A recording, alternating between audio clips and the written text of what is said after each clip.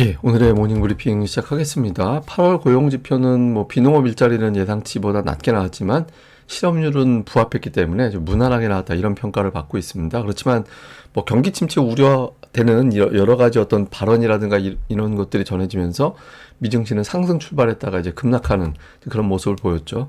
당장 우리 증시는 이제 외국인들이 계속 매도하고 있기 때문에 이 부분이 풀려야 좀 돌아설 수 있거든요.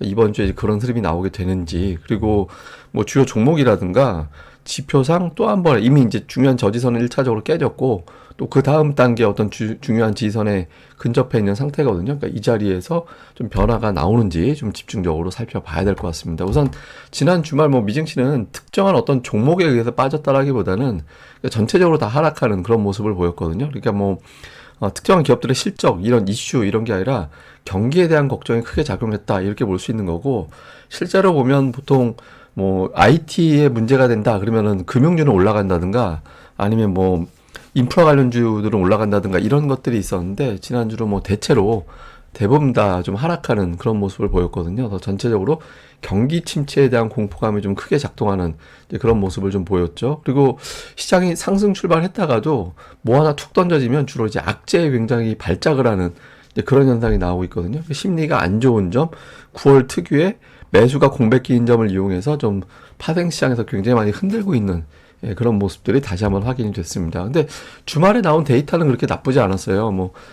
비농업 일자리라든가 실업률이라든가 이런 데이터 보면 대체로 잘 나왔거든요. 물론 이제 전달 대비 이전 달에 어떤 수치가 하향 조정됐고, 그렇게 되면서 이번 달 수치도 좀 조정될 거야, 이런 어떤 인식이 나올 수는 있지만 실업률은 조정되지 않거든요. 그래서 실업률 추이를 볼 때 고용지표가 그렇게 나쁘게 나왔던 건 아닙니다. 그러니까 이 정도까지 시장이 빠질 사항은 아니었는데, 근데 경기 침체에 민감하잖아요. 존 윌리엄스의 발언은 무난하게 잘 넘어갔는데, 크리스토퍼 월러가 예상보다 지표가 안 좋게 나오면 금리 인하폭을 키울 수 있다, 그런 인하에 대해서 열려 있다, 그러니까 이런 취지의 발언을 했다라는 소식이 전해지면서 시장이 빠졌습니다. 일부는 다르게 해석하는 쪽도 있어요. 그러니까 일부에서는 닉 티밀하우스 기자가 이런 어떤 고용지표 가지고는 0.25, 0.50, 특히 0.50은 쉽지 않을 것 같은데 이런 식으로 해석될 수 있는 내용을 올렸다더라, 이것 때문에 0.5가 아니라는 점에서 실망했다, 이런 해석도 있는데, 근데 외신에서 분석하는 거는 크리스토퍼 월러 발언 이후에 빠졌다, 이렇게 정리가 됐거든요. 근데 이게 사실 이날 월러는 되게 원론적인 얘기한 거랑 다름없었어요. 그냥 고용이라든가 이런 것들이 경기 침체를 의미한다, 이런 식으로 해석될 만한 발언을 한 건 아니었거든요. 근데 투자자들이 어떤 데이터가 나오면, 또는 이제 뉴스가 나오면 그 중에서 좀 안 좋은 쪽을 자꾸 해석해서 이제 급락을 하는 그런 상황이 만들어지죠. 그러다 보니까 이제 미국은 금리를 더 세게 내릴지도 몰라, 근데 일본은 금리 올린대, 그래서 엔달러 환율이 되게 많이 빠지고 반도체가 급락을 하고, 엔캐리 자금이 빠져나가면 반도체를 비롯해서 주요 대형 IT주들의 매도가 강했으니까 반도체 또 팔아야겠네, 이렇게 되면서 반도체 주간 낙폭이 2020년 3월, 그러니까 코로나 폭락할 때 다음으로 가장 많이 빠지는 그런 모습을 보였습니다. 근데 정작 투자자들은 9월 FMC에서 금리는 0.25 내릴 것 같아, 그러니까 경기 침체 걱정 때문에 0.5 내린다, 이게 안 좋은 시나리오인데, 이렇게 걱정해서 시장은 빠졌는데, 채권이라든가 이런 데서는 0.25 올릴 것 같은데도 이런 분위기예요. 그러니까 시장이 심리적인 거에 되게 많이 흔들리는구나, 이런 것들을 다시 한번 보여주는 이제 그런 측면이 있죠. 그래서 시장을 보면 이제 시각이 지금은 좀 엇갈려요. 그러니까 보수적으로 보는 쪽에서는 고용이 이미 약한 쪽으로 돌아섰다, 그리고 대선이라든가 FMC 같은 변수가 너무 많아서 기업들의 실적 수정치도 지금은 장담을 못해서 경기 침체 때문에 이제 인하하는 건지, 그냥 잠깐 둔화되는 정도를 이제 인하해서 이제 좀 다시 회복되는 쪽으로 바꾸려는 건지 확인이 될 때까지는 시장이 못 올라간다, 그러니까 이런 시각이 있고요. 낙관적 시각에서는 최근의 고용지표는 침체를 얘기하는 게 아니라 좀 너무 좋았던 게 정상적으로 돌아가는 거다. 실제로 지금 4.2% 정도면은 미국이 역사적으로 굉장히 잘 나온 실업률이에요. 근데 추세가 올라가는 거에 대한 걱정이 있어서 그렇지. 그리고 금리를 내리기 때문에 경기 침체 예방이 된다, 그리고 소비가 아직 둔화되고 있다라는 시그널은 없다. 그래서 수급 공백기, 그러니까 매수가 9월, 10월까지 미국에서는 세금 내야 돼서 주식 팔아야 되고 자사주 매입 중단되는 시기가 임박하고 있고, 그 다음에 이제 또 뮤추얼 펀드라든가 이런 것들이 포트폴리오 재편에서 먼저 매도부터 하고, 이런 어떤 수급 공백기에 따른 일시적인 조정이고 다시 곧 회복이 될 거야, 이렇게 좀 엇갈립니다. 그러니까 근데 투자들이 이렇게 충돌할 때는 안 좋은 쪽을 더 봐요. 예, 그렇게 되면서 좀 예민하게 안 좋은 쪽으로 더 반응을 하는 그런 모습을 보이고 있습니다. 근데 이제 우리 증시는 주말에 미증시가 왜 빠졌는지 그거에 대한 해석에 따라서 좀 낙폭이 달라질 거예요. 우선 경기 침체에 대한 걱정이라면 우리나라는 수출을 해야 되는 나라니까 낙폭이 커질 수밖에 없죠. 그러니까 이제 오후장에 회복이 안 되기 쉽지 않은 회복이 좀 어렵다라고 봐야 되는데 그게 아니라 월러 발언 때문이라면 월러 발언은 그렇게까지 심각하게 해석할 정도는 아니었거든요. 그리고 고용 데이터 자체는 양호하게 나왔잖아요. 그래서 초반에 하락했다가 낙폭을 줄이는 그런 형태가 될 가능성이 있죠. 그래서 해석을 어느 쪽으로 하느냐. 그러니까 실제는 월러 발언에 대한 해석이 너무 오버했는데 워낙 침체에 대한 공포감이 크고 또 월요일이 또 위클리가 있어서 조금 일부러 또 안 좋은 쪽으로 해석할 가능성은 있죠. 근데 어쨌든 지금 지표상 보면 코스닥이 오늘 급락을 하면 과매도권으로 아침부터 들어가게 되거든요. 그리고 삼성전자가 큰 조정이 나올 때 60월선 전후에서는 조정이 마무리가 됐다라는 점. 그다음에 코스피 큰 조정 이후에 이제 꼬리가 길게 달리면서 저점을 만들면 조정 사이클은 그때로 끝났다라는 신호로 해석을 하거든요. 그 차트를 이제 통해서 보면 우선 지금 현재 ADR은 70대 중반 정도 되는데 오늘 아침에 70 이하로 내려가게 될 거예요. 그러니까 보통 75 밑을 과매도라고 하고, 근데 최근 들어서 추세는 70 정도까지로 열어놓고 봐야 되죠. 물론 이제 더 내려가는 사례들도 몇 번 있긴 하지만, 보통 이 위치에서는 돌아서거든요. 근데 되게 특이한 게 올해 되게 특이했어요. 그러니까 V자로 보통 올라가는데, V자가 아니라 한 달 이상 되게 지루하게 만드는 그런 현상이 나오기도 했잖아요. 그러니까 이번엔 또 저런 현상이 안 나온다라고 장담은 못 하는데, 어쨌든, 과매도 내려가면서 저점 매수가 가동될 수 있는 환경은 되죠. 실제로 가동될지는 우리가 모르는 거고.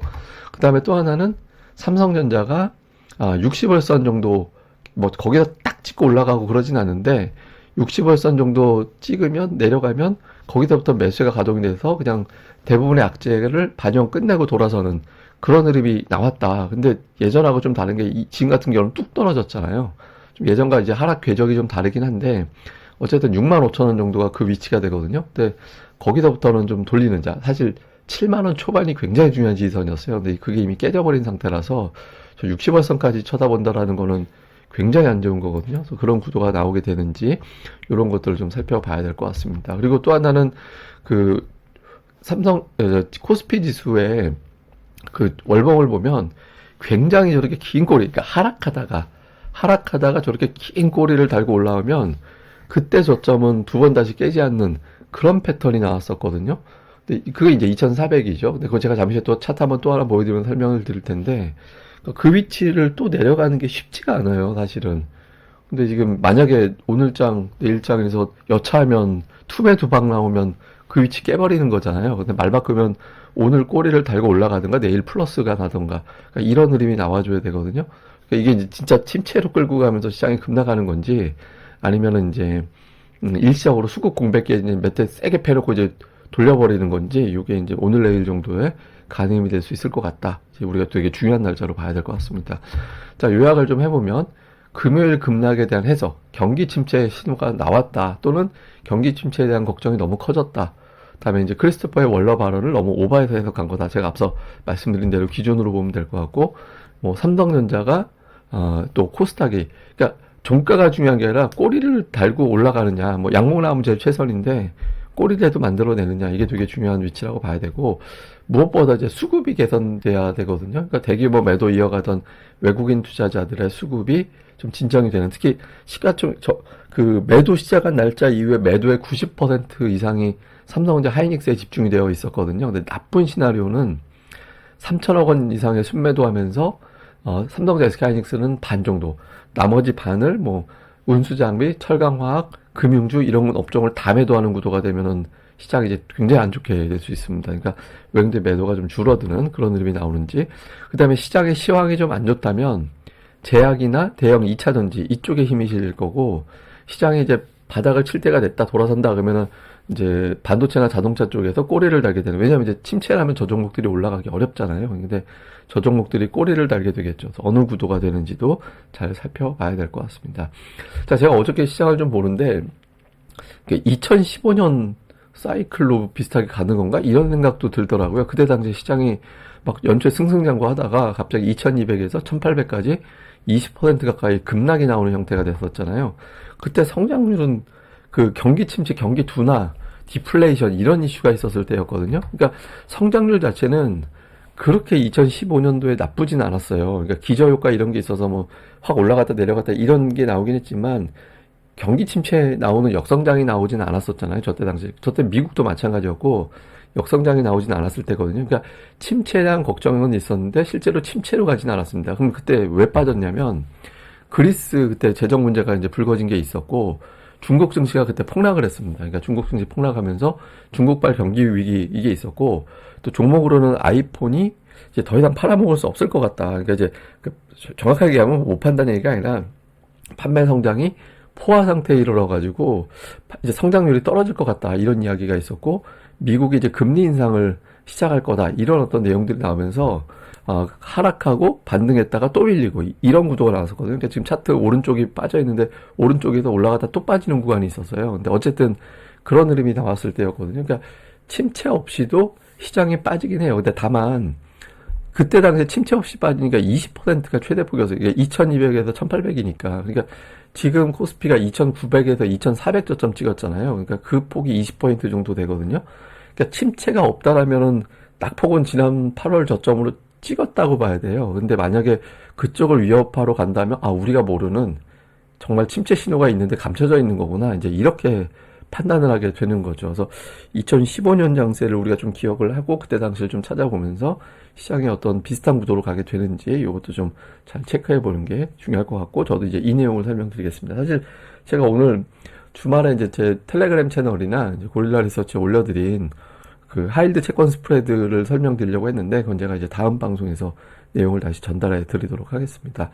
예, 그럼 또 오늘 하루 또 잘 보내시고요. 저는 또 다음에 뵙겠습니다. 그리고 시장이 아주 이상하면 장중에 긴급재난 방송 열 수 있습니다. 근데 그거는 제가 막 뚝뚝뚝 떨어지는 상황이라면 열 예정이니까 뭐 그렇게 또 알고 계시면 될 것 같습니다. 이 방송 구독하기와 좋아요 꼭 부탁드립니다. 감사합니다.